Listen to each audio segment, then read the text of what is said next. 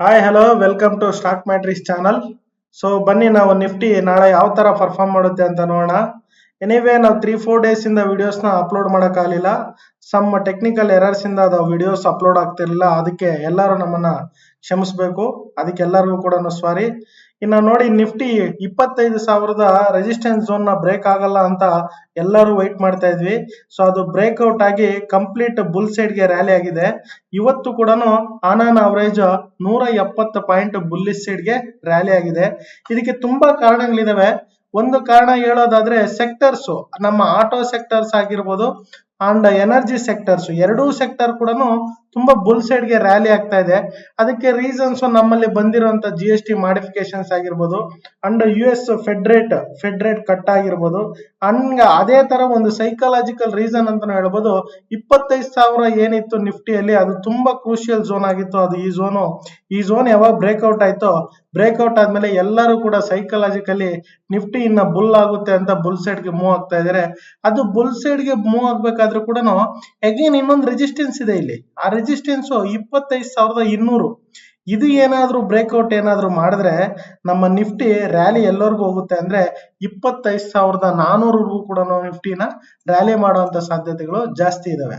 So ಯಾಕೆ ಇದು ಅಂತಂದ್ರೆ, ಇವತ್ತು ಇದು ಬ್ರೇಕ್ಔಟ್ ಆಗಿ ಕ್ಲೀನ್ ಆಗಿ ತಗೊಂಡ್ ಬಂದು ನಮ್ಗೆ 25,200 ಆ ರೇಂಜ್ ಅಲ್ಲೇ ಅದನ್ನ ಕ್ಲೋಸ್ ಮಾಡಿದ್ದಾರೆ.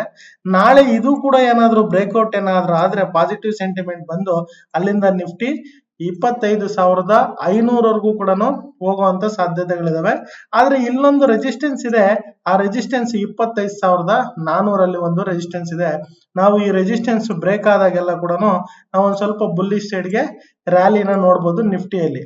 ಇನ್ನ ಇಲ್ಲಿ ಈ ಝೋನ್ ಏನಿದೆ, ರೆಸಿಸ್ಟೆನ್ಸ್ ಝೋನ್ 25,200, ನಾಳೆ ಏನಾದ್ರೂ ಇಲ್ಲಿ ಏನಾದ್ರೂ ರಿಜೆಕ್ಷನ್ ನ ತಗೊಂಡ್ರೆ ಮತ್ತೆ ನಿಫ್ಟಿ 25,000 ಮತ್ತೆ ಬಾಟಮ್ ನ ಟಚ್ ಮಾಡುವಂತ ಸಾಧ್ಯತೆಗಳು ಜಾಸ್ತಿ ಇದಾವೆ.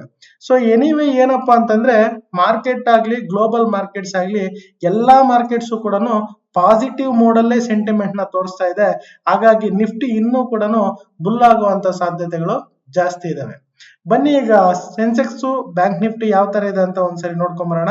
ನೋಡಿ, ಬ್ಯಾಂಕ್ ನಿಫ್ಟಿಯಲ್ಲಿ ಕೂಡ ನಾವು 15 ಮಿನಿಟ್ಸ್ ಟೈಮ್ ಫ್ರೇಮ್ ಅಲ್ಲಿ ಇದೀವಿ. ಇಲ್ಲೂ ಕೂಡ ಅಷ್ಟೇ ಮಾರ್ಕೆಟ್ ಇವತ್ತು ಬುಲ್ಲಿಶ್ ಮೋಡ್ ಗೆ ತಗೊಂಡ್ ಬಂದು ಇಲ್ಲೂ ಕೂಡ ಒಂದು ಕ್ರೂಷಿಯಲ್ ಝೋನ್ ಇದೆ. ಅದು 55,100 ಅಂತಾನೆ ಕರಿಬಹುದು, ಇಲ್ಲ 55,000 ಅಂತ ಕೂಡ ಕರಿಬಹುದು. ಆ ಝೋನ್ ಅಲ್ಲಿ ಇವತ್ತು ಮಾರ್ಕೆಟ್ ಹೋಲ್ಡ್ ಮಾಡಿ ನಿಲ್ಸಿದ್ದಾರೆ. ಸೊ ನಾಳೆ ಯಾವ ಕಡೆಗೆ ಮೂವ್ಮೆಂಟ್ ಮಾಡ್ತಾರೆ ನೋಡ್ಬೇಕು.